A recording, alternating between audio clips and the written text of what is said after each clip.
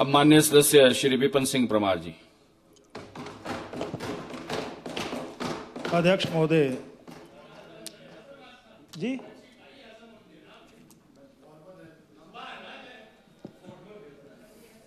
कटौती प्रस्ताव मांग संख्या 9 स्वास्थ्य एवं परिवार कल्याण, इस विषय पर सभापति महोदय मैं बोलने के लिए खड़ा हुआ हूं। मैं सिर्फ इतना ही कहना चाहता हूं कि किसी भी प्रदेश का स्वास्थ्य कैसा हो वो उस एनुअल बजट प्लान से उसका अनुमान लगाया जा सकता है। बजट में घोषणाएं, भविष्य का विजन कुछ भी रखा हो, पर उन योजनाओं के लिए, उन परियोजनाओं के लिए राशि कहां से आएगी जब उसका जिक्र ही ना हो। और जिस समाज में, चाहे वो किसान है, चाहे बागवान है, चाहे व्यापारी है, चाहे कर्मचारी है, चाहे युवा है, महिलाएं हैं, हर किसी को कभी ना कभी किसी ना किसी बीमारी से होकर के गुजरना पड़ता है। परंतु अगर इस बार का एनुअल बजट प्लान देखें तो वो 54,000 करोड़ के लगभग नजदीक पहुंचा है और वो 4,000 करोड़ से गत वर्ष से पीछे हुआ है। मैं एक बात कहना चाहता हूं कि अगर बजट एलोकेशन की बात की जाए, यानी हाई एंड टेक्नोलॉजी हेल्थ में लाने की बात मुख्यमंत्री जी करते हैं, क्या एक रोबोटिक मशीन के माध्यम से पूरा समाज बदल जाएगा? पैट स्कैन से क्या हिमाचल प्रदेश के लोगों को राहत मिल जाएगी? और मैं स्वास्थ्य के बजट की तरफ नजर दौड़ा रहा था, 5.83% रखा है, यानी कुल मिलाकर के ये 2,800 करोड़ के लगभग बनता है।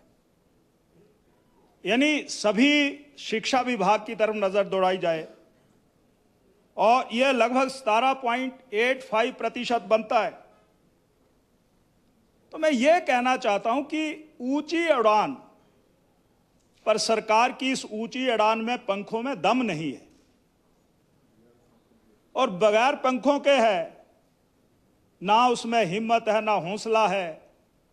तो मैं ये कहना चाहता हूं कि आखिर जो ये सब कुछ इस माननीय सदन में 4 घंटे और 5-7 मिनट का लंबा भाषण पढ़ा गया। अब बजट पेज नंबर 1 की बात करूं, 54,928 करोड़ और राजस्व घाटा जो है वो 6,577 करोड़। और मैं उससे आगे बढ़कर के बात करूं तो राजस्व घाटा जो है वो 9,698 करोड़। तो यहां पर सुबह श्री जयराम ठाकुर जी देहरा के बारे में कह रहे थे कि वहां पर मेडिसिन के डॉक्टर्स भी हैं, सर्जन भी है, गायनी भी है, एनेस्थीसिया के डॉक्टर्स भी हैं, पर वहां पर अगर ऑपरेशन थिएटर ही नहीं है तो इतनी फौज खट्टी कट्टी क्यों की हुई है? धोती है तो लंगोटी नहीं है, लैब टेक्नीशियन नहीं है, ऑपरेशन थिएटर असिस्टेंट नहीं है, तो ऑपरेशन कहां होगा? हम कई बार बहुत प्रसन्न होते हैं। यहां पर एक माननीय सदस्य कह रहे थे कि मुझे अच्छा नहीं लगा वो कि मेरे अस्पताल में तो सारे डॉक्टर, मैंने कहा मशीनें भी होंगी, मैंने कहा टेक्निकल स्टाफ कहां है? बोलते मेरे घर में बाग बगीचे में काम कर रहे हैं, बाग बगीचे में काम कर रहे हैं lab technician, operation theatre assistant. मैं ये चाहता हूं कि क्या वो किसी के घर में ऐसे जनता के स्टेट गवर्नमेंट के एक्सचेकर से वो किसी के घर में इस प्रकार का काम कर सकते हैं? मैं ये कहना चाहता हूं। तो हिमाचल प्रदेश में जो यहां पर बजट का प्रावधान रखा गया है, उस बजट के प्रावधान में यहां पर अस्पताल के जो इंफ्रास्ट्रक्चर डेवलपमेंट है वो शून्य हो गया। यहां पर डॉक्टर्स की कमी है और डॉक्टर्स की कमी के साथ साथ मैं ये कहना चाहता हूं, कहीं पर इको टेस्ट होता है, इको टेस्ट तो अब 5 जगह होते हैं, तो इको टेस्ट के तो टेक्नीशियन ही नहीं है। यहां पर सुन लीजिए अवस्थी जी, आपका बोलने का समय आएगा। मेरे बोलने से आप इतने प्लीज डोंट डिस्टर्ब, परप्लेक्स हो जाते प्लीज। हैं।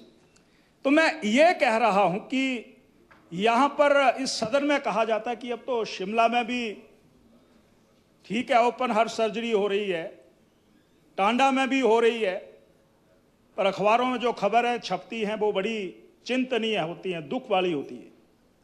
हमारे वहां पर भी लैब टेक्नीशियंस की कमी है, वहां पर भी ऑपरेशन थिएटर असिस्टेंट की कमी है। पिछले 3 सालों में कोई रिक्रूटमेंट नहीं हुई है। कुछ लोग कहते हैं कि ओपन हार्ट सर्जरी के लिए हमारे पास बहुत अच्छे योग्य डॉक्टर्स हैं, पर वहां पर जब हार्ट का ऑपरेशन होता है तो वहां पर परफ्यूजनिस्ट नहीं है। अगर कोई छुट्टी पर चला जाता है तो ऑपरेशन नहीं होता है। मैं इतना कहना चाहता हूं कि ये जो टेक्निकल स्टाफ है, इस बजट में घोषणा की गई है, कहा गया है कि हम लैब टेक्नीशियंस रखेंगे, यहां पर कहा गया है कि ऑपरेशन थिएटर असिस्टेंट्स रखेंगे, फार्मासिस्ट रखेंगे, अच्छी बात है, पर आज तक इसके बारे में विचार क्यों नहीं किया गया? आपके लगभग 3.25 साल तो बीत गए हैं, रेडियोग्राफर नहीं है, हमारे अस्पतालों में सिटी स्कैन्स हैं। एक खबर छपी आज मेरे सुला विधानसभा क्षेत्र, बड़ी खुशी पूरे जोन में हो गई कि एक रेडियोलॉजिस्ट आ गए। 6 महीने का अंजन कालिया ने डिप्लोमा किया है, कहीं बिलासपुर में ऑर्डर हुए थे, थुरल में आ गए। पर मैं ये कहना चाहता हूं कि ये सिटी स्कैन की मशीन थुरल में बेकार पड़ी हुई है, बभारना में बेकार पड़ी हुई है। यहां पर दबी जबान में हमारे इस पक्ष के भी माननीय विधायक जिक्र कर रहे थे, ना रेडियोग्राफर्स है और ना ही आपके रेडियोलॉजिस्ट हैं। तो इस सदन को मैं इतना ही कहना चाहता हूं कि वही बातें रखी जाए जो बातें इस सरकार के आपके माध्यम से कानों तक पहुंचें, और ताकि ये स्वास्थ्य संस्थान जो हैं वो और सुदृढ़ हो सकें, वो और अधिक मजबूत हो सकें, ये मैं कहना चाहता हूं। अध्यक्ष महोदय, मैं आपके माध्यम से अभी एक आर्थिक सर्वे आया है और उस आर्थिक सर्वे ने बड़ी चिंता प्रकट की है।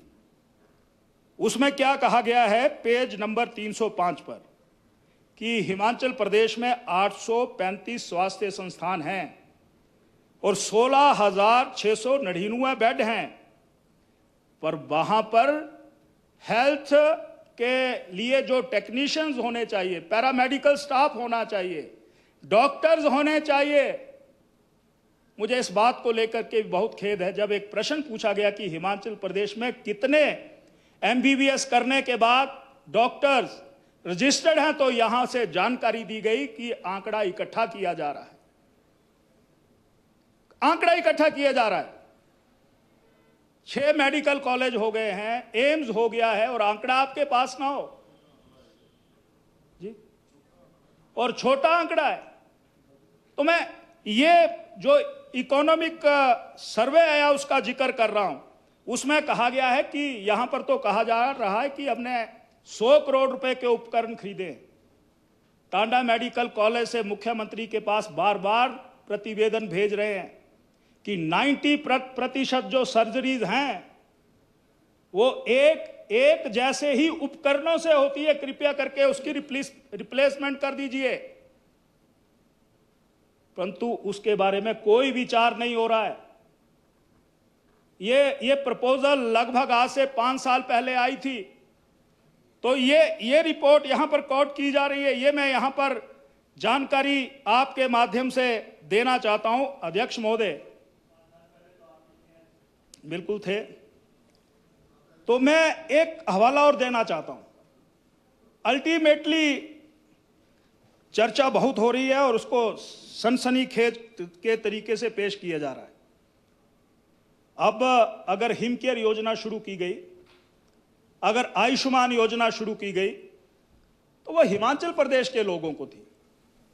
पर उस योजना के ऊपर इस तरीके से चोट पहुंचाई जा रही है कि इसको बदनाम कर दिया जाए और लोगों के जहन में यह बात बैठ जाए कि ये योजना आपके लिए उपयुक्त नहीं है, इसलिए हम हेल्थ इंश्योरेंस नई पॉलिसी लेकर के आ रहे हैं।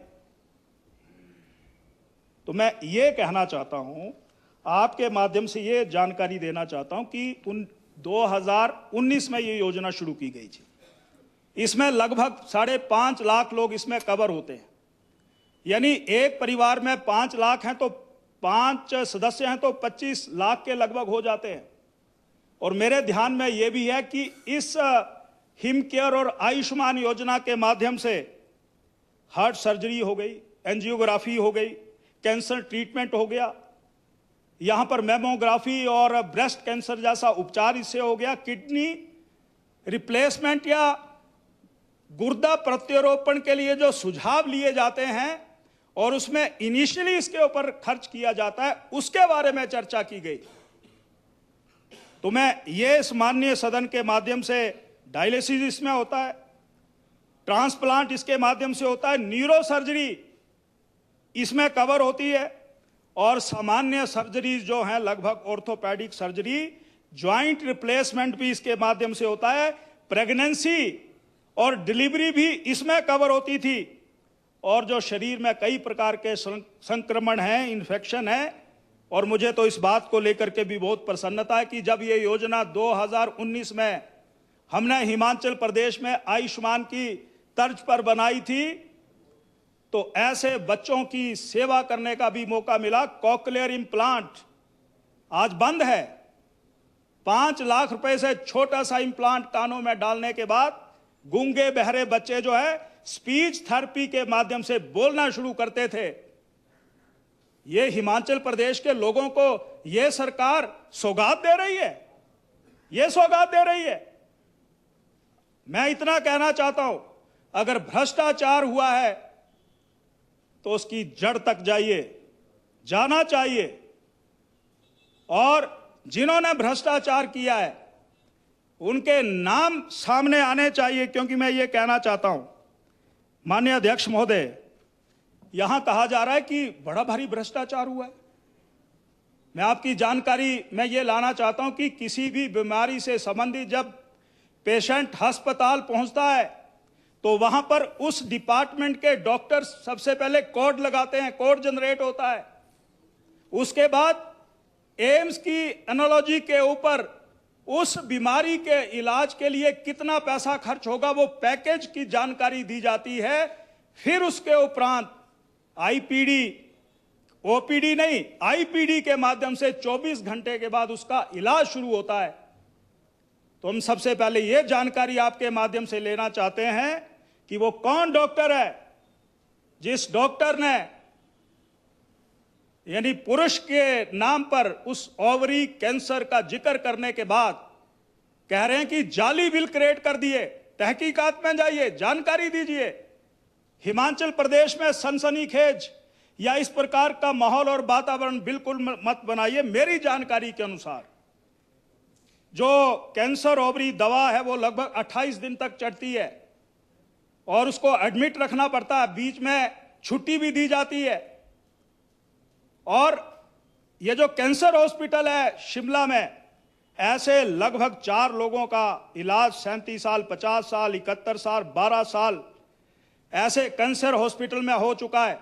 तो जाइए ना गहराई तक, पता कर लीजिए। पर समाज में यहां पर एक ये भी बताया गया है कि कोई एक डॉक्टर है जो आजकल जानकारियां शेयर कर रहे हैं। अच्छे के लिए जानकारियां शेयर करिए, अच्छे के लिए करिए। टांडा मेडिकल कॉलेज कैसे अच्छा बन सकता है, 6 मेडिकल कॉलेज और अच्छे कैसे बन सकते हैं। परंतु अपनी जगह नेताओं के दरबार में बनाने के लिए अगर गलत आंकड़े देंगे तो मैं इतना कहना चाहता हूं कि हिमाचल प्रदेश के लोग ऐसे लोगों को माफ नहीं करेंगे। यह माननीय सभापति महोदय मैं निवेदन करना चाहता हूं। और ये जो MO 003 सिटी फॉर कैंसर, ये कीमोथेरेपी के माध्यम से उनका इलाज होता है पेशेंट का। और उसमें चाहे वो यूरिनरी ब्लैडर कैंसर की बात हो, चाहे वो एड्स से संबंधित सराकोमा और मेल ब्रेस्ट कैंसर की बात हो, हार्मोन, प्रोस्टेट ग्लैंड्स की बात हो, उसमें ये तमाम इलाज उसमें होते हैं। और ये भी मैं कहना चाहता हूं कि जो इस माननीय सदन में सबसे पहले तो ये कहा गया कि 1100 करोड़ रुपए का एक बहुत बड़ा घोटाला हो गया, उसके बाद उसमें करेक्शन हुई, कहा गया कि लगभग 100 करोड़ रुपए का घोटाला हो गया।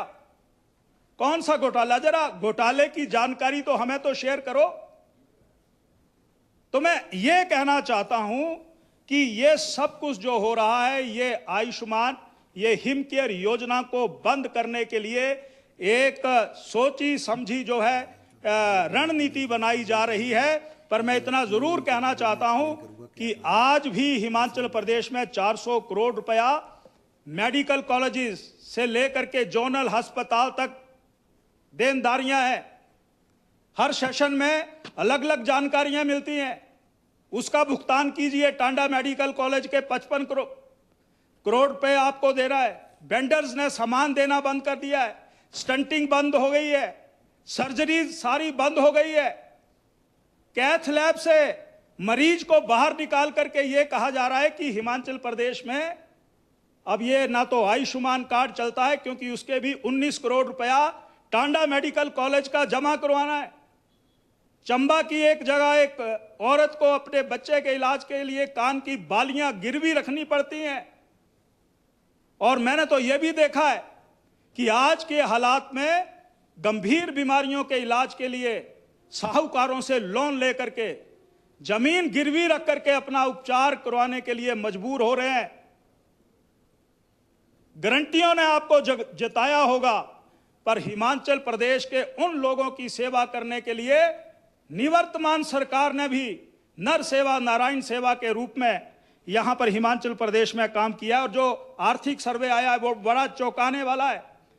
यानी हिमाचल प्रदेश पेज नंबर 304 क्या कह रहा है कि जनता को हिमाचल प्रदेश में 14.44% अपनी जेब से खर्च करना पड़ रहा है, अपनी जेब से खर्च करना पड़ रहा है।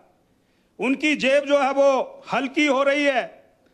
तो ये सारी बातें मैं इसलिए रख रहा हूं कि हिमाचल प्रदेश के परिप्रेक्ष्य में रख रहा हूं।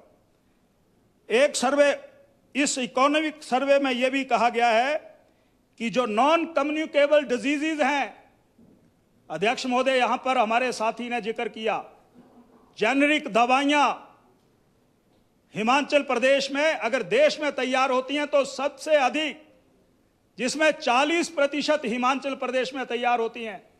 हिमाचल प्रदेश को रेवेन्यू जनरेट इससे होता है, पर बदनाम हो गया। मैं माननीय मंत्री जी से जानना चाहता हूं कि ये लगभग 1400 दवाइयों के सैंपल जो फेल हुए हैं, उनके खिलाफ आपने कौन सी कार्रवाई की? आपके ड्रग कंट्रोलर वहां बैठे हैं, असिस्टेंट ड्रग कंट्रोलर वहां बैठे हुए हैं, प्राइम लोकेशन के लिए आपके पास आते होंगे। बद्दी बरोटी वाला और नालागढ़ या दून या सिरमौर के इलाके से वो ना कांगड़ा आना चाहते हैं, ना कुल्लू जाना चाहते हैं, ना मंडी जाना चाहते हैं। ऐसे जेनरिक दवाइयों को आगे बढ़ाने के लिए जो पेटेंट होने के बाद हमारे उद्योग तैयार कर रहा है, उसके ऊपर हम कोई ठोस नीति क्यों नहीं बना रहे हैं, यह मैं आपसे निवेदन करना चाहता हूं। तो लगभग 40%, और अब तो ये बीवीएन के इलाके से तैयार होने वाली मेडिसिन, जिसको कहते हैं कि आज पूरे देश में लोगों में चर्चा का विषय बना हुआ है। और माननीय सभापति महोदय, एक केंद्र सरकार ने लैब के लिए पैसा दिया, वो स्थापित हो गई, वो लैब चल रही है, पर यहां पर जो स्वास्थ्य विभाग है वो 35 लाख रुपया चंडीगढ़ के उस व्यक्ति को चलाने के लिए हर महीना दे रहे हैं। क्यों दे रहे हैं? और मैं ये भी कहना चाहता हूं कि पिछले 1 साल में 9 टेस्ट हुए हैं, 9 टेस्ट हुए हैं। क्या ऐसे लोगों को कोई जानने वाला होगा? इसलिए सरकार के खजाने से यह पैसा दिया जा रहा है।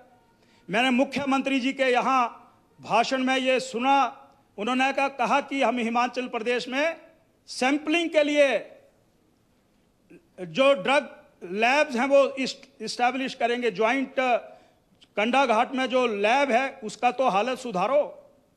जो गवर्नमेंट सप्लाई होती है 22, 23, 23, 24 जो वहां पर दवाइयां टेंडर के रूप में अस्पतालों में गई, लगभग 350 की रिपोर्ट आई और किसी की रिपोर्ट ही नहीं आई।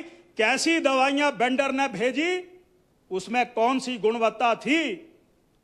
तो कृपया करके मैं ये निवेदन करना चाहता हूं, हम हिमाचल प्रदेश के लोगों के साथ और विशेष करके उन गरीब लोगों के साथ, वो गरीब लोग अगर दवाई ही झंझट वाली होगी, दवाई ही में ही मिलावट होगी, तो वो कैसे बीमार आदमी जो अपनी मेहनत मजदूरी और भाई से पैसा लेने के बाद अपना उपचार करवा रहा है, तो वो दवाई तो बिल्कुल असर ही नहीं करेगी।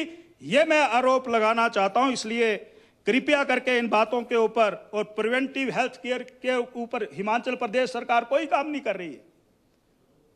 एक सर्वे हुआ है 14 इसमें एक सर्वे हुआ है 16 लाख की स्क्रीनिंग हुई है और लगभग 3.5 लाख लोग बीपी से ग्रसित पाए गए हैं। और मैं ये भी कहना चाहता हूं कि 2 लाख डायबिटीज के मरीज पाए गए हैं। 14,369 ये इकोनॉमिक सर्वे है, उसका जिक्र कर रहा हूं, ये उसमें पाए गए हैं। तो मैं ये कहना चाहता हूं कि आज हिमाचल प्रदेश का उड़ना तो ये सरकार चाहती है, पर पंखों में कोई जान नहीं है, और जान नहीं है तो उसके कारण ये कब नीचे आ जाएगी ये कोई पता नहीं है। अध्यक्ष महोदय, एक बात मैं आपके माध्यम से और यहां पर रखना चाहता हूं। मैं एक ये जिक्र करना चाहता हूं कि जी गिर जाएगी। अध्यक्ष महोदय, हाई एंड टेक्नोलॉजी की बात कर रहे हैं, अच्छा है। मेरे विधानसभा की भी चिंता कर लीजिए। यानी जो हमारा सिविल अस्पताल थुरल है, हमारा अस्पताल बभारना है, हमारा अस्पताल धीरा है। मुख्यमंत्री जी ने 1.5 महीना पहले उसका उद्घाटन कर दिया और उसका सीवरेज ट्रीटमेंट प्लांट ही नहीं बना है, जो कि बड़ा जरूरी एक पार्ट है। ना वहां पर अंदर बेड है, ना वहां पर लैब है, ना वहां पर 108 गाड़ी पहुंच सकती है। क्या कौन सी जल्दबाजी में थे वो? मैंने मुख्यमंत्री जी से कहा कि हमारी सरकार ने 4 जगह, चाहे वो पीएससी खड़ोड़ थी, पीएससी भट्टू थी, चाहे वो पीएससी अरला थी, कृपया करके उसको खोल दीजिए। उसके बारे में उन बातों को नजरअंदाज कर दिया। मैं सभापति महोदय एक बात कहना चाहता हूं, लगाइए आप रोबोट, किसने मना किया है? पर मैं एक बात और जानना चाहता हूं कि अगर ई टेंडरिंग हुई है और ई टेंडरिंग हुई है तो कितनी कंपनियों ने उसमें पार्टिसिपेट किया है?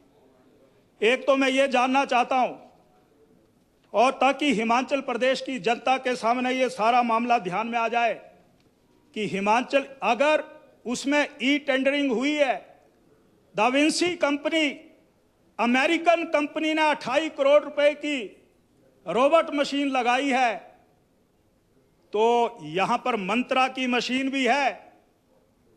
वो मंत्रा की मशीन आज 100 संस्थानों में लगी है, जो यहां पर इसमें सरकार के अधिकारी हैं।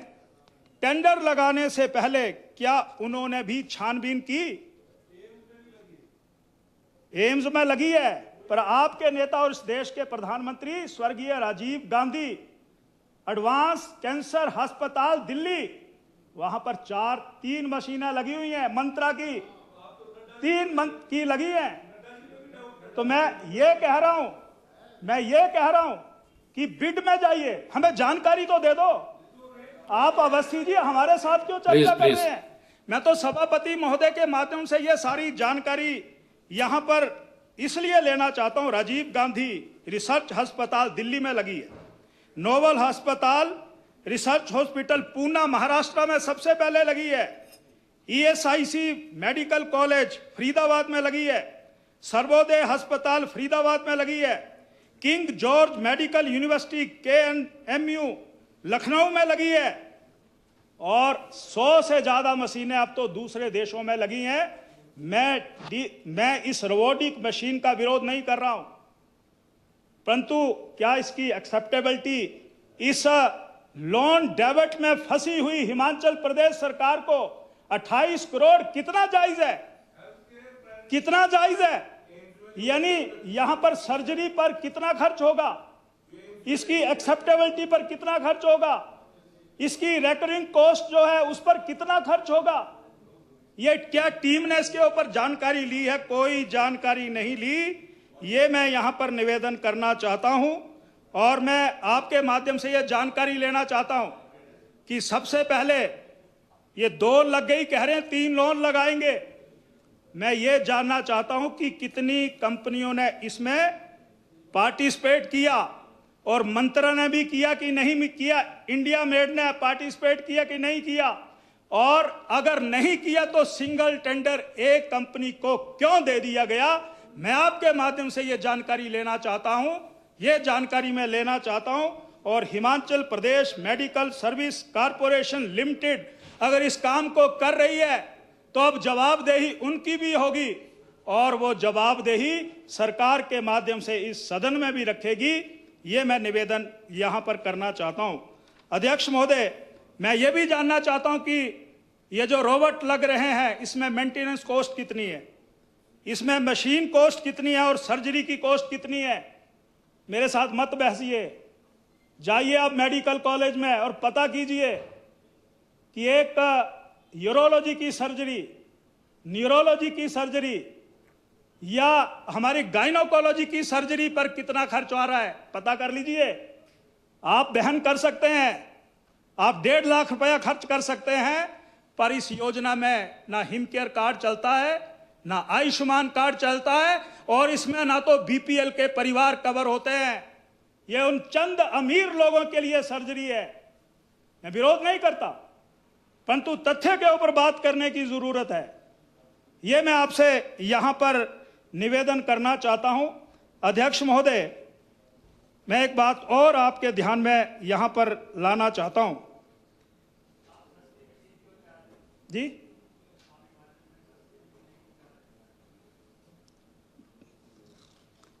नहीं सस्ती नहीं, आप 28 करोड़ की जगह और महंगी लगा दें, पर हमें टेंडर प्रक्रिया की जानकारी तो दे दें। टेंडर प्रक्रिया की जानकारी दे दें। हम कुछ नहीं मांग रहे हैं, कितनी कंपनियों ने पार्टिसिपेट किया, हम वो जानकारी चाहते हैं, वो जानकारी चाहते हैं। ठीक है, 28 करोड़ की बढ़िया मशीन है, ड्यूरेबल है, एक सर्जरी का 2.5 लाख रुपया खर्च आता है, और मंत्रा में कितना आता है? मैं डिस्कशन मांगूंगा सभापति महोदय। अगर वो मशीनें अब साथ में लगते देशों में भी जा सकती हैं तो हिंदुस्तान में यहां पर क्यों नहीं काम कर सकती? यह मैं निवेदन करना चाहता हूं। बिल्कुल बिल्कुल, ज्वाड़ी में भी लगाएंगे एक आधी, इंतजार करिए। अध्यक्ष महोदय, मैंने दवाइयों का जिक्र किया। मैं इस सदन आपके माध्यम से जो हमारा ड्रग का महकमा है, जो वो बद्दी बरोटी वाला और नालागढ़ में बैठता है, जरा उनकी जिम्मेवारी तो तय करिए। वो क्या करते हैं? क्या प्राइम लोकेशन के लिए ही प्रयास करते हैं? या जो दवाइयों के टेंडर लगभग 2000 फेल हो गए, क्या ऐसे दवाई बनाने वाली कंपनियों के खिलाफ कोई कार्रवाई भी करते हैं? रिशफलिंग कीजिए, जब भेजिए कहीं पर उनको ऐसी जगह। मैं ये नहीं कहता कि जो लगे हैं वो ठीक नहीं है, पर मैं ये भी कहना चाहता हूं कि एक अध्यक्ष महोदय, देखो सनसनी कैसे फैलाई जाती है। मैं तो ये कहना चाहता हूं कि अगर हिमकेयर कार्ड में गड़बड़ी हुई है तो सिटिंग जज से इंक्वायरी करवानी चाहिए। और वो डॉक्टर कौन है जिसने मार्क करने के बाद गायनाकोलॉजी या ओबीजी डिपार्टमेंट में जिसका जिक्र किया है? और अगर ये मैन मेड है तो फिर उस व्यक्ति के खिलाफ भी कार्रवाई होनी चाहिए, जो आजकल हेल्थ के बारे में सरकार को ज्यादा ज्ञान ना होने के कारण, अपना स्थान मजबूत बनाने के कारण आधी अधूरी जानकारी दे रहा है। तो मैं इसकी सिरे से खारिज करता हूं। एक देखिए, हमारे पास कंप्लेंट पहुंची है। ये कंप्लेंट क्या है? Complaint regarding over charging and unauthorise supply by Verma health care. यहां पर हमारे हेल्थ के अधिकारी भी बैठे हैं। मैं उनसे भी आपके माध्यम से और सरकार के माध्यम से उनके ध्यान में लाना चाहता हूं, ये क्या हो रहा है? क्यों ओवर चार्जिंग हो रही है? क्यों क्वालिटी का ध्यान नहीं रखा जा रहा है? क्यों गरीब की जेब को काटा जा रहा है? यह मैं आपसे निवेदन करना चाहता हूं। यह माननीय सदन में मैं सारे डॉक्यूमेंट्स यहां पर रखूंगा। तो कुल मिलाकर के आपने मुझे बोलने का मौका दिया और आपका मैं बहुत बहुत आभार प्रकट करना चाहता हूं कि जो विषय मुझे यहां पर रखना था वो मैंने रख दिया। और एनएचएम के बारे में भी 500 करोड़ आता है। हाई कोर्ट ने नोटिस लिया है कि आपका एनएचएम डिपार्टमेंट जो है वो ठीक काम नहीं कर रहा है। मुख्यमंत्री जी ने तो घोषणा कर दी कि मैं स्टाफ नर्सिस की 1 अप्रैल या जब से तनख्वाह बढ़ा दूंगा, टेक्नीशियन की बढ़ा दूंगा, आशा वर्कर की बढ़ा दूंगा। परंतु वहां पर ऑडिट में यह कहा गया है कि डिपार्टमेंट कायदे से काम नहीं कर रहा है। और हाई कोर्ट ने इंटरवीन करने के बाद भारत सरकार को यह कहा है कि इसकी जानकारी और छानबीन की जाए। यह ऑन रिकॉर्ड में कह रहा हूं और फ्रेश रिपोर्ट जो है वो मांगी जाए। मंत्री महोदय, ये भी मैं आपके ध्यान में यहां पर सारी बात रखना चाहता हूं। आपका बहुत बहुत आभार, धन्यवाद। टांडा मेडिकल कॉलेज के बारे में हमारे साथी ने बड़े विस्तार से हमारी सारी बात यहां पर रखी है। इतना जरूर कहना चाहता हूं, हालत सुधारिए। प्रिंसिपल भी एडहॉक पर हैं, यहां पर तो चीफ सेक्रेटरी भी एडहॉक पर है और डीजीपी भी एडहॉक पर हैं। वहां पर टांडा में नेफ्रोलॉजी, न्यूरोलॉजी, यूरोलॉजी, गैस्ट्रोलॉजी, वो सारे जो एक्सरे हो रहे हैं वो डिफंक्ट मशीनें दिन में बाहर सहन नहीं कर रही हैं। फ्लोरोस्कोपिक एक्सरे के माध्यम से मरीजों के एक्सरे हो रहे हैं। बदला जाए। ये जो यहां कहा गया है कि लिफ्ट खराब है, एक नहीं, मैक्सिमम खराब पड़ी हुई हैं। ये मैं आपसे निवेदन करना चाहता हूं। अध्यक्ष महोदय, सभापति महोदय, सॉरी मैंने अध्यक्ष कह दिया, क्या पता ये सत्य ही हो जाए सब कुछ। तो आपका मैं, मेरे तो पड़ोसी हैं और हम इनके शुभ चिंतक हैं। जैसे हमारे आप विश्वविद्यालय के साथी हैं, वैसे ये भी हमारे विश्वविद्यालय के साथी हैं। बहुत कर्मठ हैं, योग्य है, जनता के बीच में हमेशा लोगों की बातों को उठाते रहते हैं। तो हम तो शुभकामनाएं इनको देना चाहते हैं। हैं जी? अच्छा, आपके भी लीडर ही हैं? तो अच्छी बात है। तो सीएम साहब तो हमारे नेता हैं, उसमें मैं उनके बारे में कुछ नहीं कहना चाहता। इतना ही कहना चाहता हूं कि हिमाचल प्रदेश के इस तमाम स्वास्थ्य विभाग को सुदृढ़ करने के लिए जो मैंने सुझाव दिए उसके ऊपर आप गौर करें। बड़ी ऊंची उड़ान के बजाय धरातल पर हम इंफ्रास्ट्रक्चर को डेवलप करने के साथ साथ रिक्त पदों को भरना और जो हमारे टेक्नीशियंस पद हैं उनको भरने का काम करें। वहाँ मजबूरी हो सकती है कि गुणगान करने के लिए, पर यहाँ पर कोई मजबूरी नहीं। ये मुंह पर कही हुई बातें हम अवश्य प्रदेश के हित में करेंगे। और कुल आकार हिमकेयर का 1100 करोड़, भाजपा ने 444 करोड़ दिए, वर्तमान सरकार ने 700 करोड़ दिए और ये कहा जा रहा है कि यहाँ 100 करोड़ का घपला हो गया। ये तथ्यहीन है और इसमें कोई भी सच्चाई नहीं है। कहा जा रहा है कि जो ओवरी का मामला है, ऑपरेशन का मामला है, उसमें पुरुषों का नाम लिखा जा रहा है। इसकी तहकीकात करिए, ये हम आपसे निवेदन करना चाहते हैं। सभापति महोदय, आपने समय दिया, आपका धन्यवाद।